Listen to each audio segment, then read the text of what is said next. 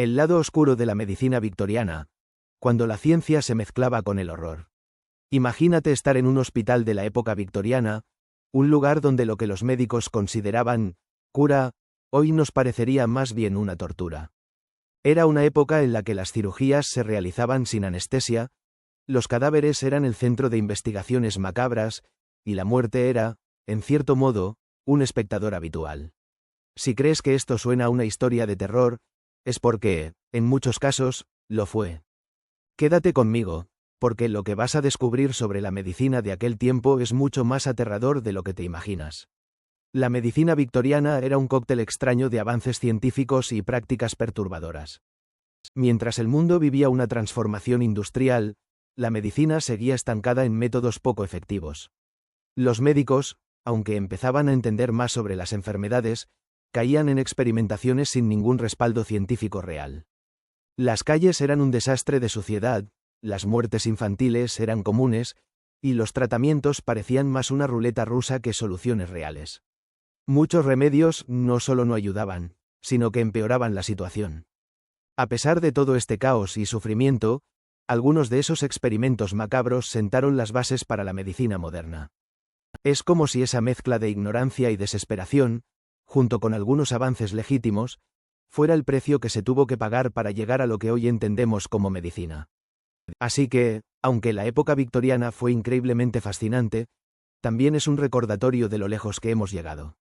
Uno de los tratamientos más comunes, pero también más polémicos, era la sangría. Aunque esta práctica no era nueva, ya que se llevaba practicando desde tiempos antiguos, durante el reinado de la reina Victoria alcanzó su pico de popularidad. La sangría se utilizaba para todo, como si fuera una solución mágica para cualquier mal. Desde un simple dolor de cabeza hasta fiebres, infecciones o problemas digestivos. La idea detrás de esto era bastante curiosa. Los médicos creían que al extraer sangre del cuerpo, estaban ayudando a devolver el equilibrio de lo que llamaban los humores. Esta teoría venía de la antigua medicina galénica, que había dominado Europa durante siglos. Según esta teoría, el cuerpo humano estaba compuesto por 4 fluidos básicos: sangre, flema, bilis amarilla y bilis negra. Si alguno de estos se desbalanceaba, aparecía la enfermedad. ¿Cómo se hacía la sangría? Pues con una lanceta o un cuchillo afilado, abrían una vena y extraían sangre. La idea era reducir la cantidad de sangre en el cuerpo para refrescar todo y devolver el equilibrio a los humores. La verdad es que, aunque la sangría era algo muy común, no siempre era tan beneficiosa como pensaban. De hecho, prácticamente nunca lo era, porque no había ningún respaldo científico para esta práctica. Muchas veces, la gente terminaba desangrándose, lo que traía consecuencias serias como shock, colapso circulatorio y, en muchos casos, la muerte. Lo peor de todo es que los médicos no siempre veían la sangría como el problema principal. En vez de eso, pensaban que el paciente simplemente no había tenido suerte o que la enfermedad era demasiado grave. La realidad era que faltaba un entendimiento real de cómo funcionaba el cuerpo humano. Un ejemplo famoso de lo peligrosa que era la sangría es lo que le pasó a un importante líder político de la época. Aunque esto ocurrió antes de la era victoriana, es un claro ejemplo de lo que podía pasar. Este líder tuvo una infección en la garganta, y los médicos decidieron hacerle una sangría extrayéndole grandes cantidades de sangre. En lugar de ayudarlo, esto empeoró su condición y acabó con su vida. Con el tiempo, la sangría empezó a perder popularidad, especialmente cuando surgieron teorías médicas más modernas. El conocimiento sobre cómo funcionaba el cuerpo humano dio un salto enorme, y la gente comenzó a ver que muchas de las prácticas antiguas ya no servían. Así que, mientras la medicina se ponía al día, la sangría fue quedándose atrás, junto con muchas otras técnicas obsoletas. Pero no todo era sangría. Las autopsias públicas eran algo muy común en la época victoriana. En esos tiempos, se trataba prácticamente de un espectáculo. La gente se reunía como si fuera al teatro, pero en vez de una obra, lo que veían era un cuerpo abierto en una mesa. La medicina estaba en auge, y como la curiosidad por el cuerpo humano crecía, las disecciones de cadáveres se convirtieron en algo popular. Lo más macabro de todo es que no solo eran para médicos o estudiantes, sino que cualquiera podía asistir solo por el morbo. Generalmente, se usaban los cuerpos de criminales ejecutados o de gente que había muerto de enfermedades raras. También se hacían demostraciones de técnicas quirúrgicas. La idea, claro, era educar al público sobre la anatomía humana, pero lo que resultaba educativo para algunos era profundamente perturbador para otros. Además, ver todo eso en público, como si fuera una especie de circo, hacía que los cuerpos de esos pobres muertos se convirtieran en algo menos humano. Ya no eran personas, sino solo carne para cortar y estudiar. En aquella época, había mucha demanda de cadáveres para la investigación médica y las clases de anatomía. Sin embargo, los cuerpos para disección eran muy limitados, ya que la ley solo permitía usar los de criminales o los de personas que nadie reclamaba. Pero la demanda superaba con creces la oferta, y los médicos y estudiantes necesitaban cadáveres frescos. Como no había suficientes, la gente empezó a ir por el camino ilegal. Muchos comenzaron a robar cadáveres, sacándolos de sus tumbas casi recién enterrados. Algunos, viendo el negocio tan lucrativo, decidieron ir más allá y empezaron a matar gente para luego vender los cuerpos. Uno de los casos más terroríficos de robo de cadáveres en la época fue el de 2 hombres que mataron al menos a 16 personas para vender sus cuerpos a una escuela de medicina. Su truco era traer a gente vulnerable a su casa y asfixiarla, para luego vender los cuerpos frescos a los médicos locales. Este escándalo no solo aterrorizó a la sociedad de la época, sino que también provocó un cambio en las leyes sobre el uso de cadáveres en medicina. Los hospitales de la época victoriana eran un lugar completamente distinto a lo que tenemos hoy. De hecho, más que hospitales, parecían fábricas de enfermedades. Estaban desbordados, llenos de gente, y no tenían ni de lejos los recursos básicos para mantener unas mínimas condiciones de higiene. Los pacientes de todas las edades y tipos de dolencia se amontonaban en grandes salas comunes, sin distinción entre los que llegaban con algo contagioso y los que solo tenían un resfriado. Esto solo hacía que las infecciones se propagaran rápidamente. No es sorprendente entonces que las tasas de mortalidad dentro de los hospitales fueran muchísimo más altas que las de fuera. En algunos hospitales, la situación era tan grave que los pacientes les daban nombres bastante oscuros, como escuelas de muerte. Morir allí parecía prácticamente algo seguro. Y hablando de hospitales, ¿sabías que las cirugías se realizaban sin anestesia?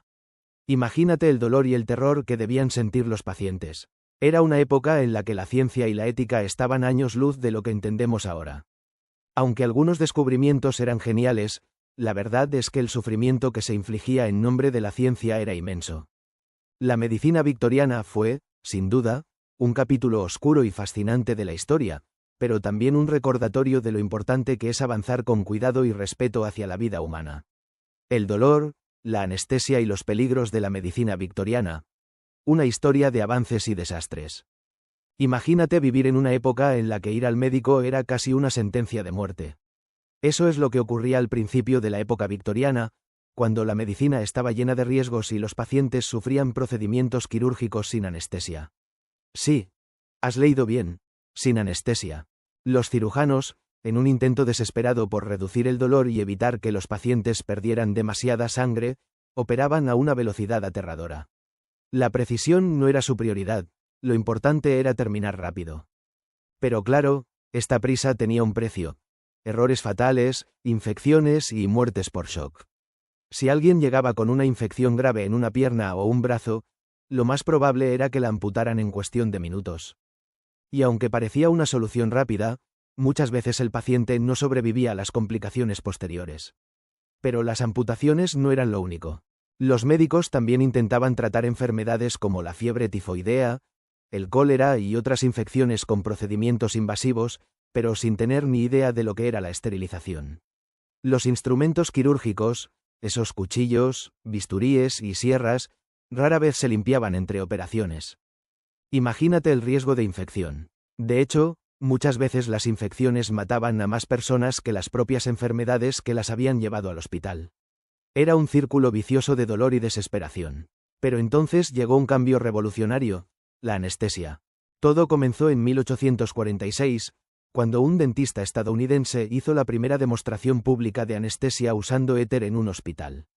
Fue un momento histórico. Por primera vez, los pacientes podían someterse a cirugías sin gritar de dolor. Al principio, muchos médicos desconfiaban de la anestesia, pensando que era peligrosa o innecesaria. Pero cuando vieron que funcionaba, se convirtió en algo indispensable en los quirófanos. Poco después, en 1847, un médico británico descubrió el cloroformo, que resultó ser aún más efectivo. Sin embargo, no todo fue un camino de rosas. Al principio, nadie sabía bien cómo administrar estos anestésicos. No había estándares claros de seguridad, y las sobredosis accidentales eran comunes. Muchos pacientes no sobrevivían a las cirugías debido a intoxicaciones por anestésicos. Las operaciones largas eran especialmente peligrosas, ya que los pacientes recibían dosis continuas sin que nadie supiera cuánto era lo correcto. Fue solo más adelante, cuando se empezaron a hacer pruebas más controladas, que la situación mejoró. El cloroformo se hizo especialmente popular para aliviar el dolor en los partos, que en esa época eran horriblemente dolorosos. Pero no todo era alivio. Muchas mujeres sufrían efectos secundarios graves, y algunas no sobrevivían. Un momento clave fue cuando una reina muy famosa decidió usar cloroformo durante el parto de su 8º hijo. Su decisión marcó un antes y un después, y la gente empezó a ver la anestesia con más normalidad, aunque todavía había mucha discusión sobre su seguridad. Pero la anestesia no fue el único avance problemático.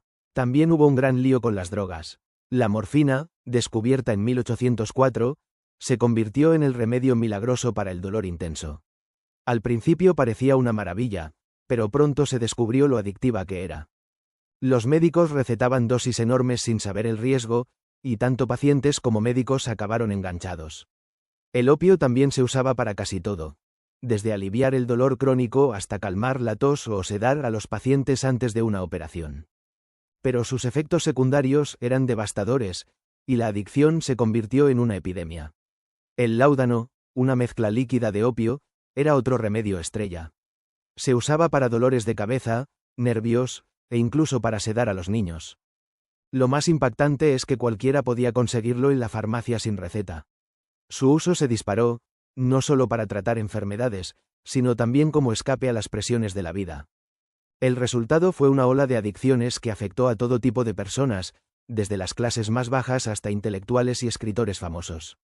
Muchos de ellos incluso lo usaban como inspiración creativa, pero el precio era alto. Muertes por sobredosis y vidas destrozadas por la dependencia. Y si hablamos de enfermedades, la tuberculosis era una de las más mortales.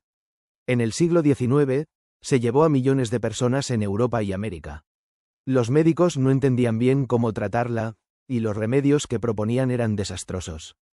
Mandaban a los enfermos a sanatorios rurales, creyendo que el aire fresco y el descanso los curarían. Pero las condiciones eran pésimas. Mala nutrición, nula atención médica y pacientes muriendo lentamente en lugares que parecían más depósitos de enfermos que centros de recuperación. También estaban los famosos baños de vapor, donde hacían sudar a los pacientes en habitaciones hirvientes, pensando que esto purificaba el cuerpo. Pero lo más aterrador fue cuando los médicos decidieron infectar a los pacientes con otras enfermedades, como la fiebre tifoidea o la malaria, creyendo que la fiebre extrema podría matar la tuberculosis. Esta teoría, que hoy nos parece absurda, dejó a los ya debilitados enfermos devastados por nuevas infecciones.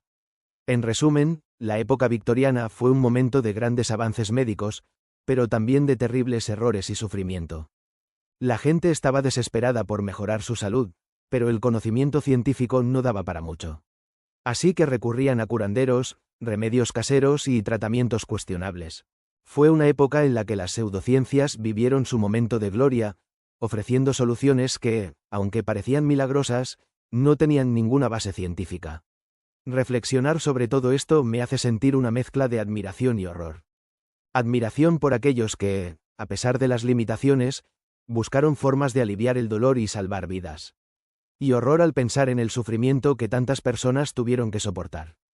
Es un recordatorio de lo lejos que hemos llegado, pero también de lo frágil que puede ser el progreso cuando no se basa en un conocimiento sólido. La medicina victoriana, desesperación, histeria y choques eléctricos. Te voy a contar algo que me dejó pensando mucho sobre cómo la medicina, en épocas pasadas, podía ser tan desesperada y, a veces, tan cruel. Imagínate vivir en una época en la que la ciencia médica estaba en pañales, y la gente, ante la falta de opciones, se aferraba a cualquier cosa que les diera un poco de esperanza. Hablo de la época victoriana, un tiempo en el que la desesperación por curar enfermedades llevó a prácticas que hoy nos parecen absurdas, incluso brutales. Pero en ese entonces, No había mucho más a lo que recurrir. Uno de los temas que más me impactó fue cómo se trataba la salud mental, especialmente en las mujeres. La mente humana era un completo misterio. Los médicos no tenían ni idea de cómo funcionaba la psique, así que cualquier comportamiento que no encajara con lo que consideraban normal, se atribuía a desequilibrios en los humores del cuerpo, una idea que venía de la antigüedad. Y si eras mujer, peor aún. Cualquier signo de ansiedad, tristeza o incomodidad emocional era etiquetado como histeria. Sí, histeria, una supuesta enfermedad mental que, según ellos, afectaba exclusivamente a las mujeres. Lo más triste es que esta etiqueta no tenía ninguna base científica, pero se usaba para justificar tratamientos extremos.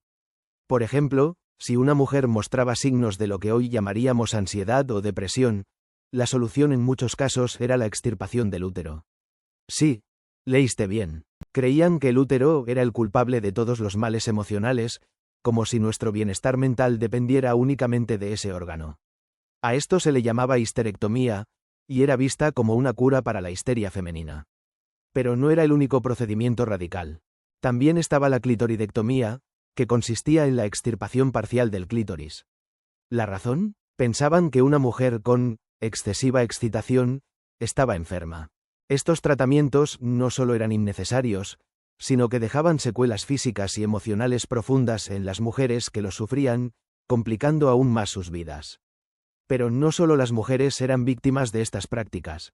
La medicina victoriana también experimentó con la electricidad. En esa época, la electricidad era algo casi mágico para muchos.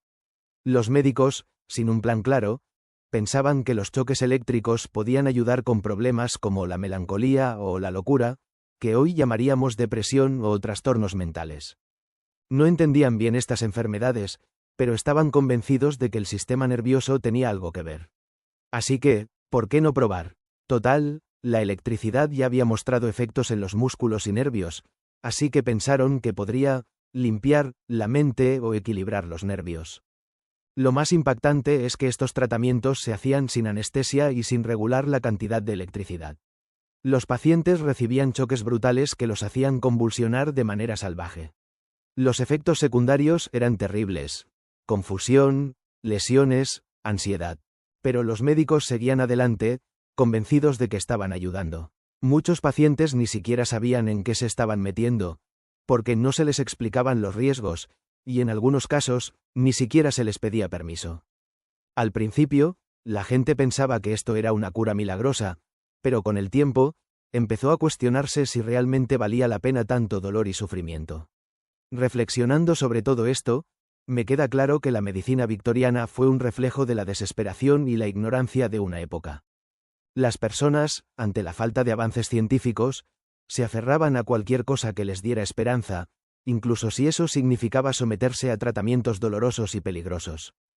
Hoy, afortunadamente, hemos avanzado mucho, pero no deja de sorprenderme cómo el miedo y la falta de conocimiento pueden llevar a prácticas tan extremas. ¿Y tú, qué piensas de todo esto? ¿Te imaginas viviendo en una época así?